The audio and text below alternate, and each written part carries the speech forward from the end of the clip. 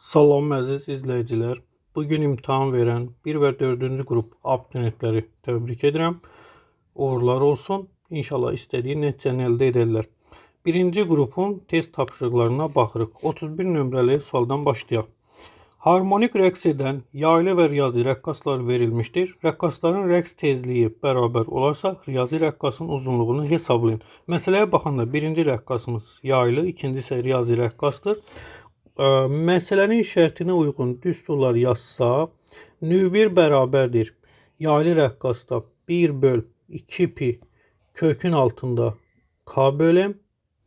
İkinci üçün nü2 bərabərdir. 1 böl 2 pi kökün altında j bölü düsturlar yazıb tezlikləri bərabərləşdirsək, 1 böl 2 pi kökün altında k böl m bərabərdir. 1 böl 2 pi kökün altında j böl ifadələrindən 1 böl 2 piləri ixtisar aparıb kök altı ifadənin bərabərliyin hər tərəfini kvadrata yüksəldəndə k bölünmüş m bərabərdir j böl l. Buradan m j'miz bərabərdir k ilə. L-i tapsaq m j'ni k-ya bölməlik. L bərabərdir. Kütləmiz. Kütlə hansı düsturda vardı? Yaylı rəqqasın kütləsini təbii ki nəzərə almalıyıq. 400 qram, yəni 0,4 kiloqram vurulsun. J'nin qiyməti 10. K mütənasib yanımsal olub sərtliyidir yayın. 8 Newton böl metr. 4 böl 8 0,5 metr və yaxud L bərabərdir 50 santimetr. Birinci sualın düzgün cavabı 50 santimetr olacaqdır.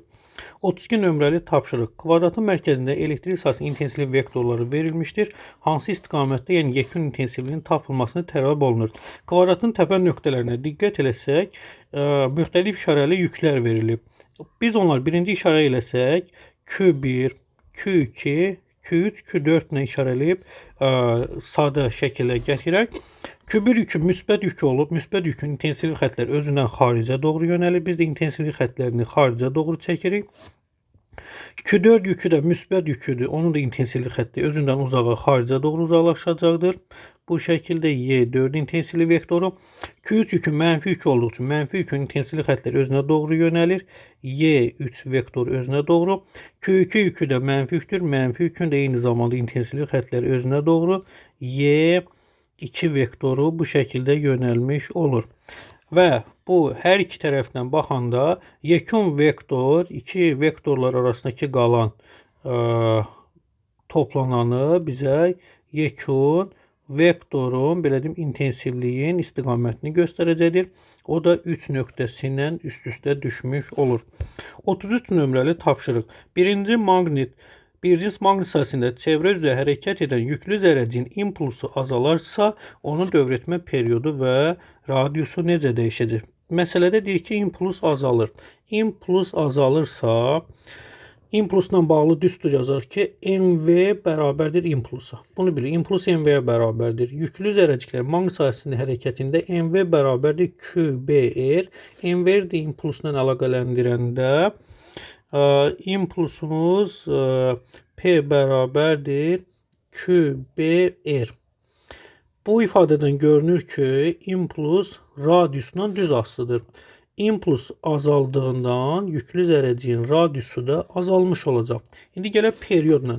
Maqnit sahəsində yüklü zərrəciyin hərəkətinə görə period düsturu T bərabərdir 2 pi m bölünmüş QB-yə və belə bir qısa qeydi aparırıq ki, yüklü zərrəciklərin çevrə üzrə hərəkətində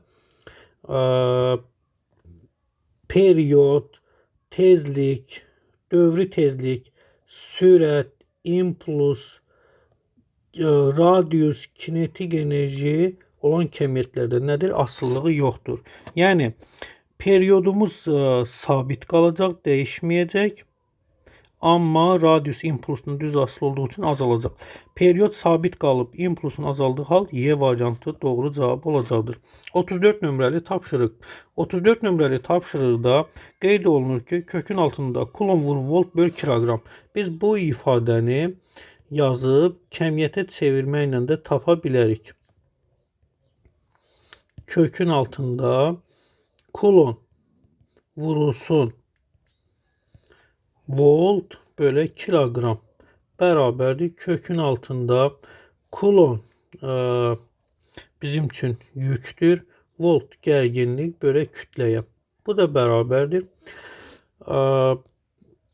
Elektrik sahəsinin enerjinin düsturlarına baxanda Q bölü 2 ifadəsini alırıq. Bu bizə elektrik sahəsinin enerjisini verəcək. Kütləyə böləndə sürətə bərabər olacaqdır. Yəni elektrik sahəsinin enerjisi kinetik enerjiyə bərabər olub. mv kvadratı bölü 2 ilə əlaqələndirsək, sürəti alanda bu ifadədən V bərabərdir. Kökün altında 2 elektrik sahəsinin enerjisinin 2 mislisini nədir? Kütləyə bölürük və cavab da sürət olacaqdır. 35 nömrəli tapşırıq. 35 nömrəli tapşırıqda qeyd olunur ki, qeyd edək burada. Verilmiş kütləli ideal qazdır. Bir halından iki halına keçəndə hansı fikir doğru olar? Biz qrafikə baxanda prosesimiz olub izoxor proses. İzoxor prosesdə həcm sabit qalır. Təzyiq də temperaturdan düz asılı olur. Və burada biz prosesdə kütlə də sabit, həcm də sabit olduğu üçün sıxlıq da sabit olacaq. Dəyişməyəcək. Çünki sıxlığın düsturu rho bərabərdir m bölü v ifadəsinə baxanda kütlə də sabit, həcm də sabit olanda sıxlıq dəyişməyəcəkdir. Dediyimiz kimi qrafikə baxanda təzyiq azaldığı üçün temperatur da azalacaq, artmayacaq, sıxlıq dəyişməyib, temperatur da azalacaq. Daxili enerji ilə bağlı düsturumuz isə delta U bərabərdir 2D3 V delta P ifadəsindən biz diqqət eləsək, təzyiq azaldığından daxili enerji də nədir? Azalmış olacaqdır. B variantı doğrudur. 36 nömrəli tapşırığa baxsaq, 36 nömrəli tapşırıqda eyni cisim, yəni cisimdə hər üç cismin kütlələri eynidir. Kütlələri eyni olduğu üçün onların ağırlıqları da eyni olub mg ilə ifadə eləsək və yuxarıya doğru cismi yuxarı çəkən Arximed qüvvələri işarə etsək, Arximed qüvvələrlə əlaqələndirsək, biz tarazlıq şərtinə görə yuxarı ipin gərilmə qüvvəsi ilə Arximed qüvvəsi aşağıya isə təsir göstərən ağırlıq qüvvəsinə bərabər olub bir-birini tarazlaşdırır. Buradan Arximed qüvvəsini tapanda bərabərdir ağırlıq çıxılsın T. Belə də yaza bilərik ki, F Arximed bərabərdir mg çıx T ifadəsindən görürük ki, ağırlıq dəyişmədi, dedik sabitdir, eyni kütləli olduğu üçün Arximed qüvvəsi işarəyə görə ipin gərilmə qüvvəsi ilə tərs asılı olacaqdır. Və bu tərs asılılıqla indi biz əlaqələndirək. Şərtdə də vermişdik ki, asılılıqla ipin gərilmə qüvvələrinə görə ifadələri. Arximed qüvvəsinin ikinci düsturunu yazsaq, mayenin sıxlığı J vurulsun V batandan Arximed qüvvəsi də nədir? Mayenin sıxlığı ilə düz asılı olur. İndi bu asılılığa əsasən biz şərtdə ipin gərilmə qüvvələri T1 böyükdür, T2 böyükdür, T3 ifadəsindən Arximed qüvvələrlə əlaqələndirən tərs asılı olanda F3 böyükdür, F2 o da böyükdür, F1 ifadəsindən Arximed qüvvəsi mayenin sıxlığından düz asılı olduğu üçün ρ3 böyükdür, ρ2 böyükdür, ρ1 ifadəsindən ala bilərik ki, doğru cavabımız da Y variantına uyğun olacaqdır. 37 nömrəli tapşırıq Newtonun ikinci qanunu cismin əvəzləyici qüvvəsi kütləsi ilə təcilin hasilinə bərabərdir. Grafikin kəsişməsində 8-i 5-ə vurub və yaxud da ki 4-ü 10-a vurmaqla da cavabı ala bilərik ki, cavabımız 40 Newtona bərabər olacaqdır. 38 nömrəli tapşırıq bərk cismin mütləq uzanmasının qeyd olunur ki, mütləq uzunluğun çubuğun başlanğıc uzunluğuna olan nisbətinə nədir? Nisbi uzanma deyiləcəkdir. D variantı. 39 nömrəli tapşırıqda konturdakı cərəyan şiddəti I bərabərdir 3 amper, maqnit seli 0,6 Weber verərsə, induktivliyi deyir tapın.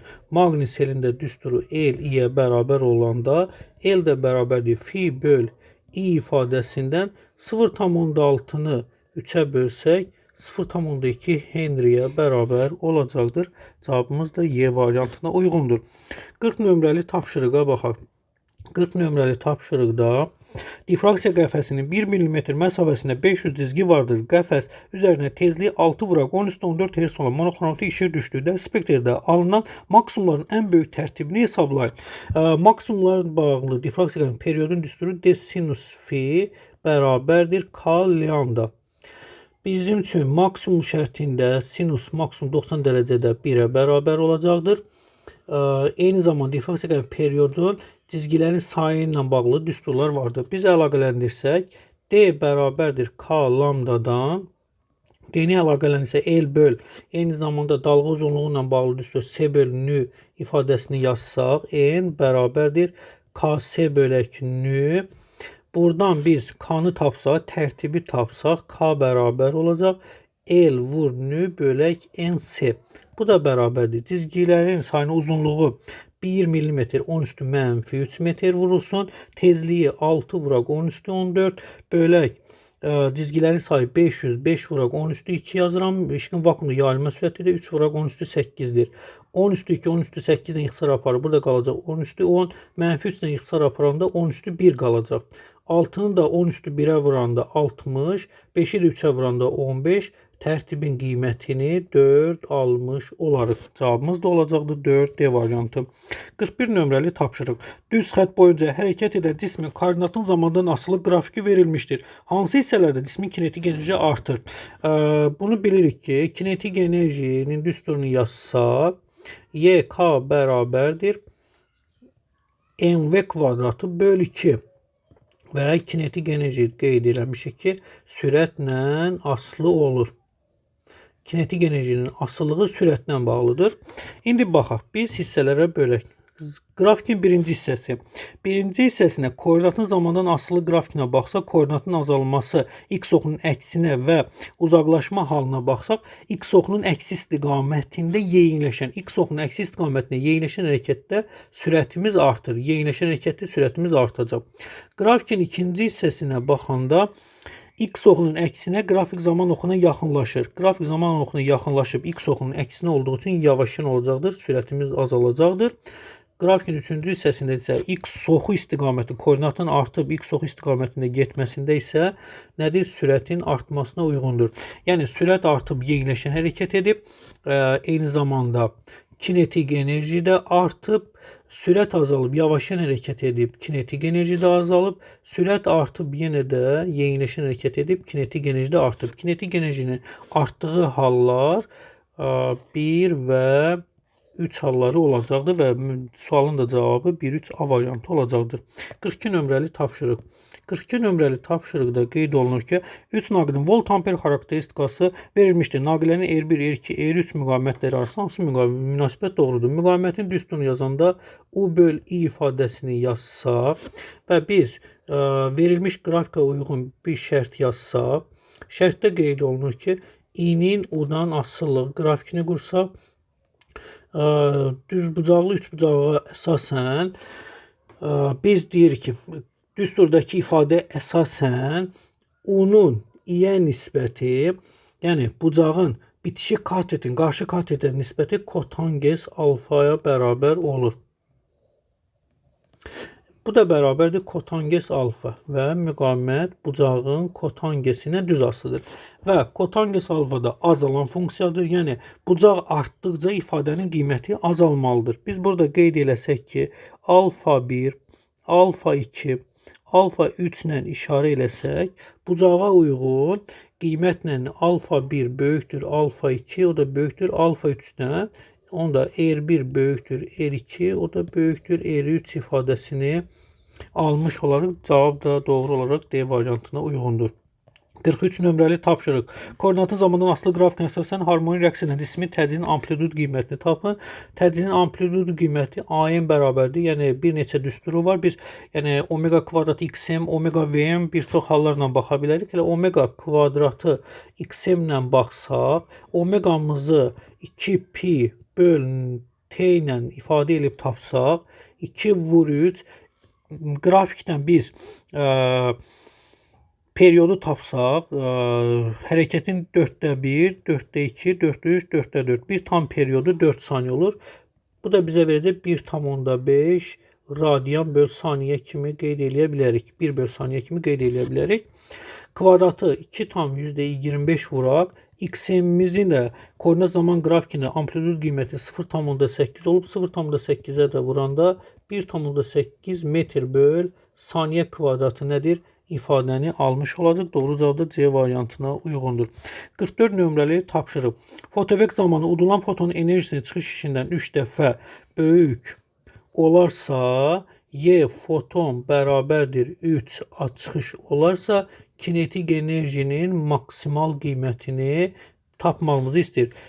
Fotovek hadisəsində Einstein tənliyin düsturunu yazsaq, çıxış plus Y K max.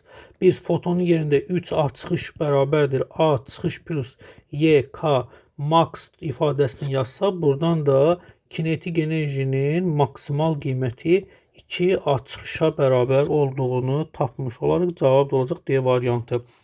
45 nömrəli tapşırıq. Başlanğıc koordinatları eyni olan iki cismin sürətinin proyeksiyasını zamandan asılı qrafiklə vermişdir. Hansı zaman anda cisimlər arasındakı məsafə ən böyük olacaq? Hərəkətə baxsaq, iki cismin hərəkəti vermişdir. Birinci cisim zamanı 0 anından hərəkəti boyu düz xəttli bərabər sürətli hərəkətini davam elətdirmişdir. Amma iki cisim ikinci cisim isə yeyinləşən bərabər sürətli və bərabər yavaşlayan hərəkət etmişdir. Zamanın 0 T1 zaman anlarında baxarıq ki, qrafikin altında qalan sahə, yəni bir sahə əhatə etmiş olacaqdır. T1 T2 altında kvadratın altında qalan sahəyə bərabər olacaqdır. T2 ilə T3 aralığında zamanın müəyyən hissəsindəki olan müəyyən məsafə qət etmiş olacaqdır. T3 ilə T4 zaman anına gələndə yenə də onlar arasındakı məsafə azalmağa başlayır. T4 zaman anında cisimlərin sürəti eyni olur. İkinci cisim yavaşlayan hərəkət edərək gəlib T4 zaman anında birinci cisimlə sürətini eyniləşərək sürətləri bərabər olur. Birinci cisim öz sürəti ilə davam edərək ikinci cismin hərəkət boyu getdikcə sürəti azalır və bu cismin sürətin azalmasına görə getdikcə onlar arasında nə olacaqdır? Məsafə artmış olacaqdır. Yəni T4 zaman anında cisimlər arasındakı məsafə ən böyük olacaqdır. 46 nömrəli tapşırıq. 46-da M1 və M2 kütləli iki maddi nöqtə arasındakı qravitasiya qüvvəsi F2 kütlələri M1 və M3 olan nöqtələr arasında qravitasiya qüvvəsi nəyə bərabər olacaqdır? Bu məsələyə uyğun ikinci hissədə elektriklə bağlı məsələlər topluda yer almışdır. O məsələlərə ətraflı baxmışdır. İndi bunu da ona uyğun yazsaq, cazibə qüvvəsinin düsturu biz yazırıq F1, 2 bərabərdir. J vurulsun M1 vur M2 böl R kvadratı. Kütlələr arasındakı məsafənin kvadratını yazırıq. J vurulsun M1 vurulsun M2. M1 ilə M2 arasındakı məsafə 2 bölgüdür və kvadratı olduğu üçün 4-ə bölüb F-ə bərabər eləsə, məsələnin şərtində F-ə bərabərdir. Buradan eyniləşdirməni J M1 vur M2 bərabərdir 4F yazırıq. İndi isə biz 1-3 üçün cazibə qüvvəsini yazsaq, J vurulsun M1 vurulsun M2 böl R kvadrat. Bu da bərabərdir. M3 daha doğrusu M3'ə vursaq, J vurulsun M1 vurulsun. M3'ü də məsələnin şərtində 2M2-dən ifadə edib. 2M2 M1 ilə M3 arasındakı bölgü isə 4'dür. Kvadratı 16'ya böləcəm. F1 3 bərabərdir. 2J M1 M2 bölünmüş 16'ya. Bu da bərabərdir. 2 vurulsun. J M1 M2 4F ilə ifadə eləmişdir. 4F-ə vurub 16'ya bölsə, axırda F bölü 2 cavabını almış olardı. Doğru cavab da A bəndi. 47 nömrəli tapşırıq. 47 nömrəli tapşırıqda quru termometrlərin göstərişi eyni olan iki müxtəlif otaqda havanın nisbi rütbəti F1 bərabərdir 65%, F2 bərabər 45%-dən qeyd olunmuşdur. Euler-Venn diaqramına uyğun düzgün cavablara baxaq. Quru termometrin göstərişi yaş termometrin göstərişindən böyük olur. Həmişə istənilən halda quru psixometrlərdə quru termometrin göstərişi, yəni yaş termometrin göstərişlərdən həmişə böyük olur. Bir Doğrudur. Hər ikisinə aiddir. Sonra otaqdakı su buxarı doymayan buxardır. Hər iki haldakı buxar doymayan buxar olacaqdır. Hər ikisinə uyğundur. 3. Otaqda mütləq rütubət daha böyükdür. Mütləq rütubətlə bağlı biz qeyd eləsək, nisbi rütubətin düsturu fi bərabərdir rho bölü rho 0 vurulsun 100%. Bu ifadədən görürük ki, nisbi rütubət mütləq rütubətlə düz asılıdır. Birinci otağın nisbi rütubəti böyük olduğu üçün mütləq rütubəti daha böyük olacaqdır. 3-1'e aid olacaqdır. Sonra isə qeyd olunur, otaqda su buxarının parsial təzyiqi daha kiçikdir. Nisbi rütubətin parsial təzyiqlə bağlı düsturu P bölü P0 vursun 100%. Havadakı su buxarının təzyiqi parsial təzyiq adlanır və nisbi rütubət parsial təzyiqlə də düz asılıdır. Parsial ikinci otağın nisbi rütubəti az olduğu üçün ikinci otağın parsial təzyiqi də az olacaqdır. 4'də ikinci şərt uyğun olacaqdır.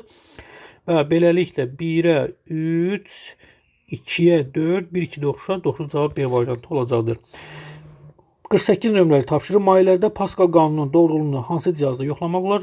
Maye və qazlarda Pascal qanunu qeyd olunurdu və bu mayeli manometrlərin təyin olunmuşdur. 49 nömrəli tapşırıq.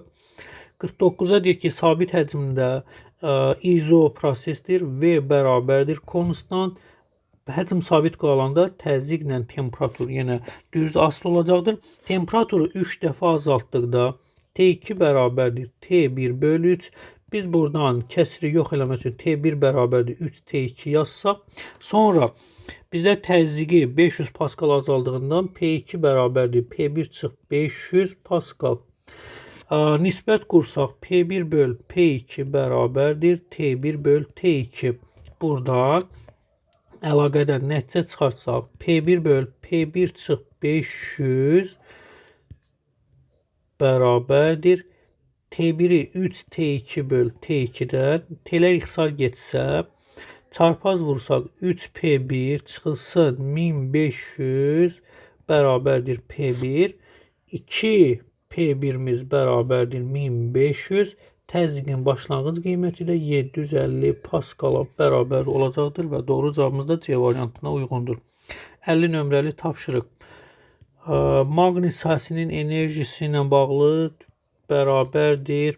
Düsturlarını yazsaq L I kvadratı böl 2 fi kvadratı böl 2L bərabərdir fi I böl 2 ifadəsindən biz cərəyan şiddəti tapanda maqni sahəsinin enerjisinin 2 mislisini bölürük maqnis selinə və buradan da cavabımızı alırıq ki, elə cərəyan şiddətin düsturu imiş.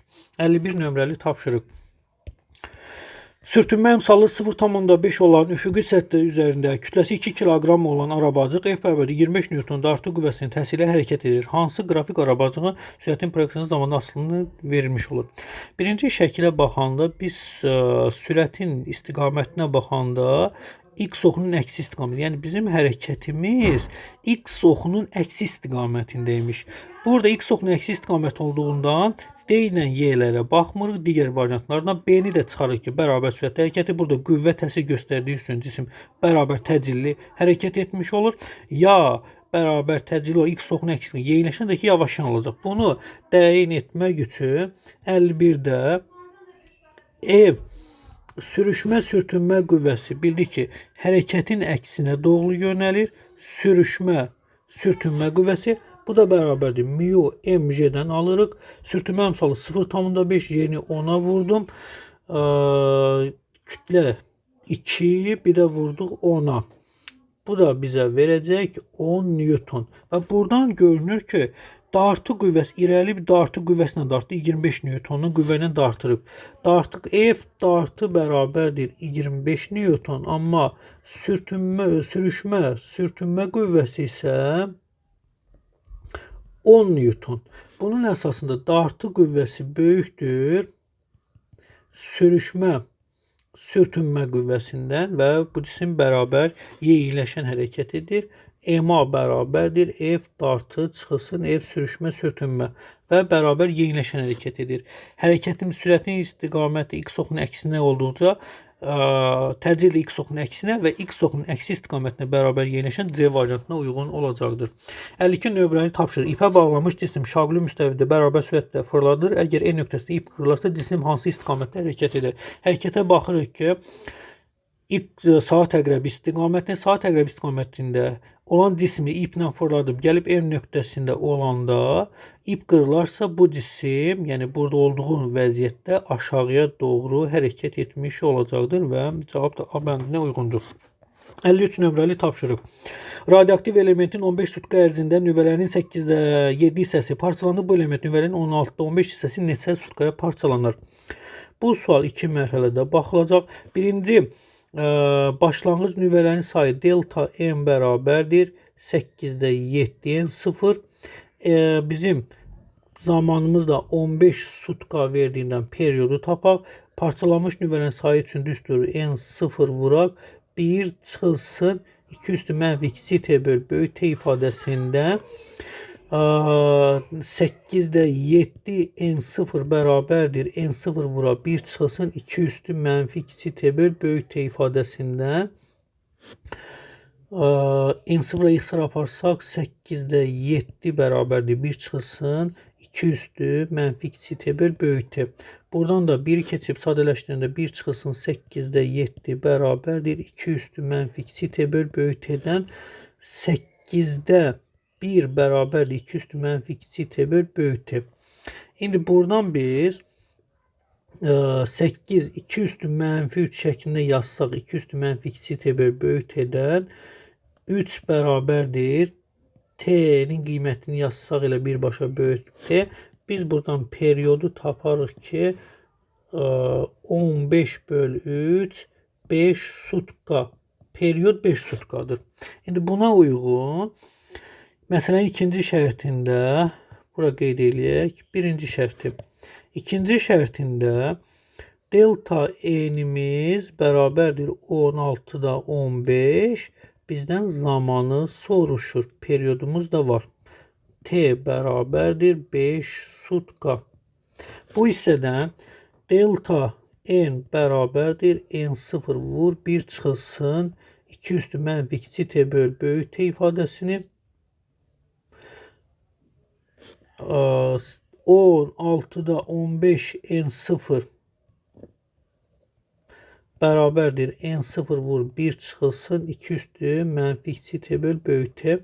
n0'a ixtisar gedir 16'da 15 bərabərdir 1 çıx 2 üstü mənfi 2 t böl böyük t.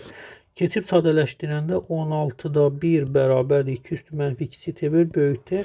16'da 1 2 üstü mənfi 4 bərabərdir 2 üstü mənfi 2 t böl böyük t'də 5 tapmışdıq. 4 bərabərdir 2 t böl 5. Zamanı da taparıq ki 16-15 hissəsi parçalanmaq üçün 20 sutka zaman lazımdır. Cavabımız da olacaqdır 20 sutka. 54 nömrəli tapşırıq. Cismin sürəti modul zamandan asılı qrafik vermişdir. Əvəzləyici qüvvənin işi üçün hansı ifadələr doğrudur? İşlə bağlı biz 3 şərti xüsusi qeyd eləmişdik ki, cismin qüvvəsinə yerləşməsi eyni istiqamətdə olanda yeniləşən hərəkət edir. Yeniləşən hərəkətdə sürət artır. Bərabər sürətli hərəkətdə sürət sabit qalır. Qüvvə təsir göstərmir. İş sıfıra bərabər olur və bərabər yeniləşən hərəkətdə qüvvə ilə yerləşmə eyni istiqamətdə yönəlir. İş müsbət olur. Sürət artır. Burada qrafikin birinci hissəsində baxırıq ki, bərabər yavaşlayan hərəkət edir və birinci hissədə iş mənfi olacaqdır. 3 doğrudur. Qrafikin ikinci hissəsi bərabər sürətli hərəkət edir. İş sıfıra bərabərdir. Doğrudur. Qrafikin üçüncü hissəsi də bərabər yeniləşən hərəkət edir və bərabər yeniləşən hərəkətdə işimiz demişik ki, müsbət olacaqdır. Doğru cavabımız 2, 3, 4'ə uyğundur. 55 nömrəli tapşırıq. Havada yayılan 3 MHz tezlikli elektromobil dalgasının uzunluğunu hesablayın. Elektromobil dalgasının uzunluğu lambda bərabərdir S bölünürdən 3 vur. İşığın vakuumda yayılma sürəti 10 üstü 8. Tezliyi isə 3 vuraq 10 üstü 6. 3'lər bunda ixtisar gedir, qalır 100 metr. Dalga uzunluğu elə 100 metrə bərabər imiş. 56 nömrəli tapşırıq. Vakum diodunun anodla katod arasındaki gərginlik 40 volt olduqda elektron hansı sürətlə hərəkət edəcək? Kinetik enerji bərabərdir çıxış işdən mv kvadratı bölü 2 bərabərdir y uya. Biz sürəti taparıqsa v də bərabərdir kökün altında 2y-u bölünmüş m. İfadəni biraz sadələşdirsək, kökün altında 2u vurulsun y bölü m ifadəsi şəklində yazsaq, qeyd elə kökün altında 2 vurulsun 40 vurulsun 2 vur 10 üstü 11. Buradan da v bərabərdir kökün altında 16 vur 10 üstü 12'den 4 vurak 10 üstü 6 metr bölü saniye və yaxud da ki 4 megametr bölü saniye sürətlə hərəkət edəcək. Cavabımız da 4 olacaqdır. 57 nömrəli tapşırıq. Sabit maqnitin qüvvə xətlərindən biri təsvir edilmişdir. Verilmiş nöqtələrin maqnit sahəsinin induksiya vektorunun istiqaməti üçün uyğunluğu müəyyən edək.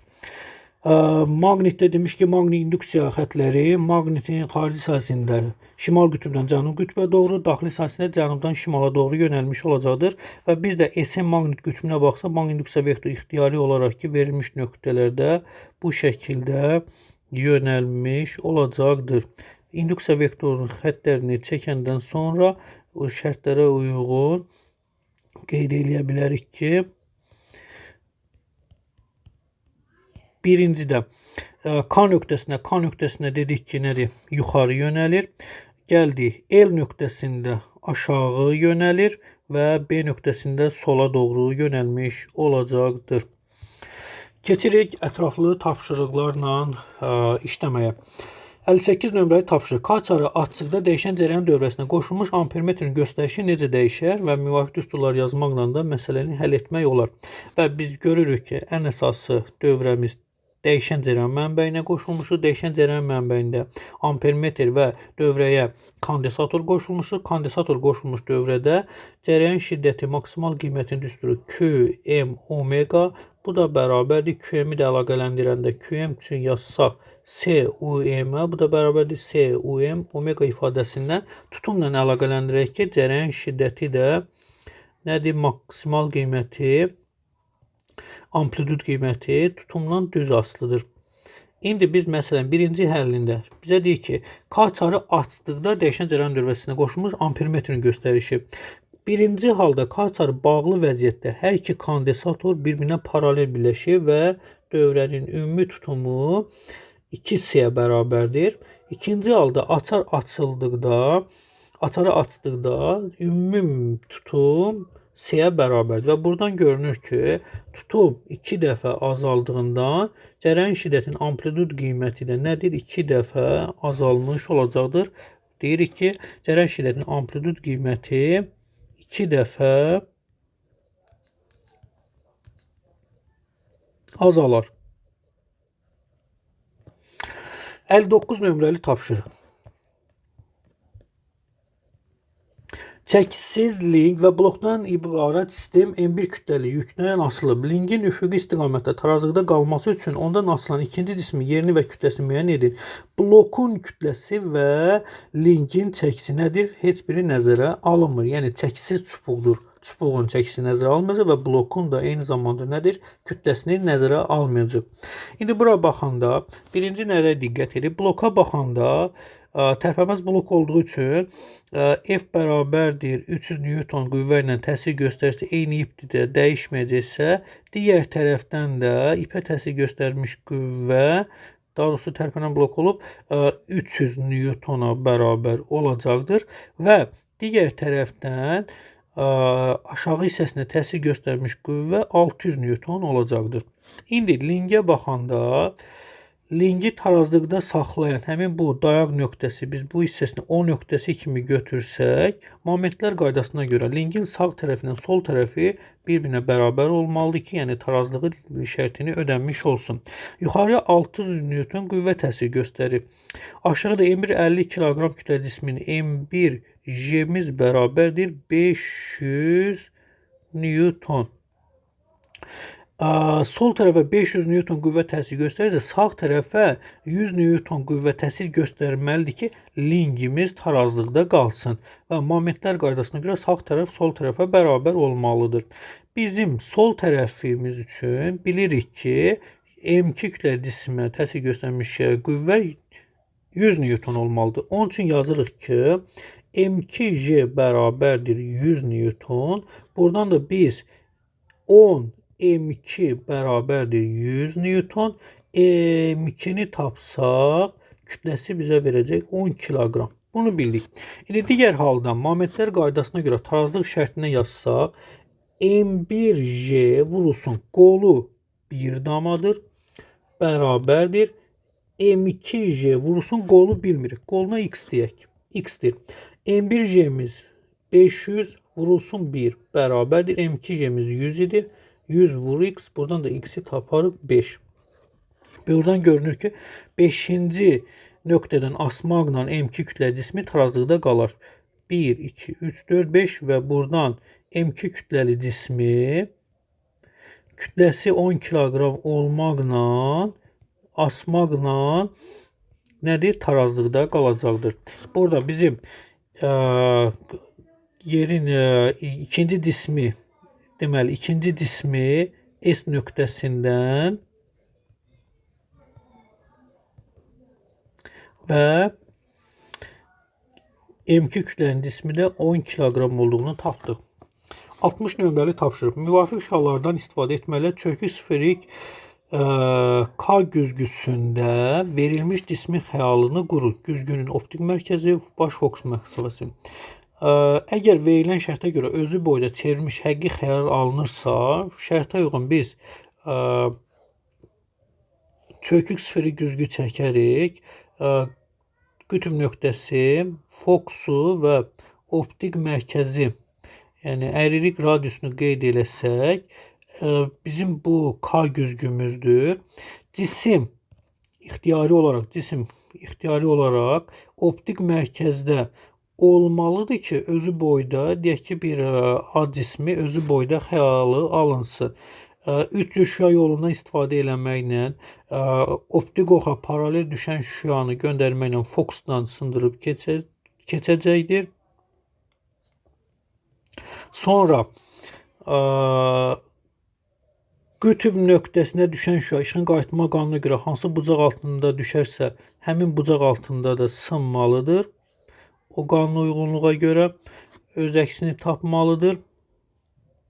Və üçüncü şüamız isə fokusla keçən şüa isə paralel olaraq düşüb, paralel olaraq qayıtmalıdır. Və biz bu şüa yollarını qurmaqla cismin xəyalını, indi sürüşmə olsa cismin xəyalını təqribi olaraq ki, bilədiyim şüaların kəsişməsində almış olaraq və verilən şərtə görə cisim optik mərkəzin üzərində olmalıdır ki, xəyalı özü boyda, D bərabərdir R olarsa, xəyal məsafəsi də R-ə bərabər olacaq. Çevrilmiş və həqiqi xəyal ancaq bu halda alına bilər. İndi isə 4-cü qrupun bir neçə fərqli suallarına və situasiya tapşırıqlarına baxsaq, görək oradakı suallarda necə, hansı sürprizlər bizi gözləyir. 4-cü qrupun birinci tapşırığından başlayırıq. Fərqli suallardan biri budur. 61 nömrəli tapşırıq. Hansı halda linzanın baş fokusu həqiqi, S işıq mənbəyinin xəyalı möhümüdür? Toplayıcı linza, səpici linzalarda xəyal möhümüdür. Eyni zamanda fokus məsafəsi də möhüm olur. Səpici linzaları çıxarıq, bunlara baxmarıq. Toplayıcı linzalarda cisim yalnız fokusla optik mərkəz arasında olduqda xəyalı möhümü düzünə və böyüdülmüş alınır. Yalnız o şəkildə cisim toplayıcı linzada optik mərkəzlə fokus nöqtəsi arasında olduqda xəyalı möhüm alınacaq və cavabımız da C variantına uyğun olacaqdır.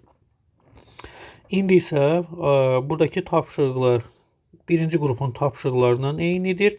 68 və 69 nömrəli tapşırıqlara baxaq. 68 nömrəli tapşırıqda kütləsi 60 kiloqram olan yük blokun köməyi ilə bərabər sürətlə qaldırır. İpin sərbəst ucu 4 saniyə müddətdə 3,2 metr yerləşirsə yükün kinetik enerjisini tapaq. İndi qeyd edək. Birinci, ipin sürətini tapanda h ip böl 2 zamandan 3,2 böl 4'ə eləcək 0,8 metr böl saniyə sürətlə hərəkət edir. Onda yükün tərpənən blokda yükün sürəti ipin sürətindən 2 dəfə kiçik olur. Bu da bərabərdir 0,8 böl 2 eləcək 0,4 metr böl saniyə sürətlə hərəkət edir. Kinetik enerjinin yükün düsturunu yazsaq bərabər olacaq mv yükün kvadratı böl 2. Bu da bərabərdir. Kütləmiz 60 vur 0,4'ün kvadratı 0,16 böl 2. İxtisar aparacaq 30. 30 da 0,16'ya vuranda 4,8 joule'a bərabər olacaqdır. B variantı doğrudur. 69 nömrəli tapşırıqda isə 1 böl 2 pi sinü ifadəsi nəyə bərabərdir? Tutum müqaviməti üçün düstur yazsa 1 böl omega s'yə. Omeganın açılışında yazsa 1 böl 2 pi nü vuraq tutuma. Biz buradan dəyişən cərəyanın tezini tapanda 1 böl 2 pi s, bir də vuraq x ifadəsini alırıq ki, yəni məsələmizin də cavabı düstura əsasən tapar ki, dəyişən cərəyanın tezinə uyğundur. İndi isə digər suallara baxdıqda eyni ilə birinci qrupun suallarıdır və yekunda situasiya suallarına baxaq. 88 nömrəli tapşırıqdan baxırıq. Sabit gərginlik mənbəyinə qoşulmuş müstəvi kondensatorun lövhə arasındakı M kütləli yüklü damcı sükunətdədir. Kondensatorun elektrik sahəsi intensivliyi birinci halda 100 volt bölü metrdir. Kondensatorun lövhələr arasındakı elektrik sahəsi intensivliyi Y2 bərabər 150 volt metrə qədər artırıldı. J'nin qiyməti verir. Hər iki halda bircil elektrik sahəsidir. Bircil elektrik sahəsi intensivliyi dəyişmir, sabit qalır. Qeyd edək ki, bircil elektrik sahəsində intensivlik sabit qalır, dəyişmir. İndi baxaq. 88 nömrəli tapşırıq. İntensivliyi Y2 bərabər 150 volt bölü metr olduqda damcı hansı istiqamətdə və necə hərəkət edər? Bunun üçün aşağıya doğru qeyd elədik ki, MJ sükunətdə qalırsa cisimlə bir-birini tarazlaşdırır və hərəkətin əksinə doğru nədir? Elektrik qüvvəsi təsir göstərir. O da QY-yə bərabərdir. Yəni buradan tarazlıq şərtinə görə MJ bərabərdir QY-yə. Bu ifadəni alırıq. Bizə nə deyir?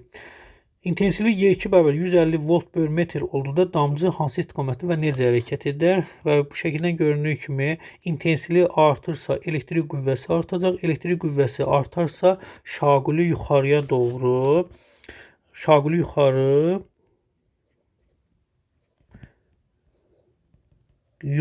hərəkət edər. Yuxarı bərabər yeyinləşən hərəkət edir. Yeyinləşən hərəkət edər. Belə qeyd eləyə bilərik.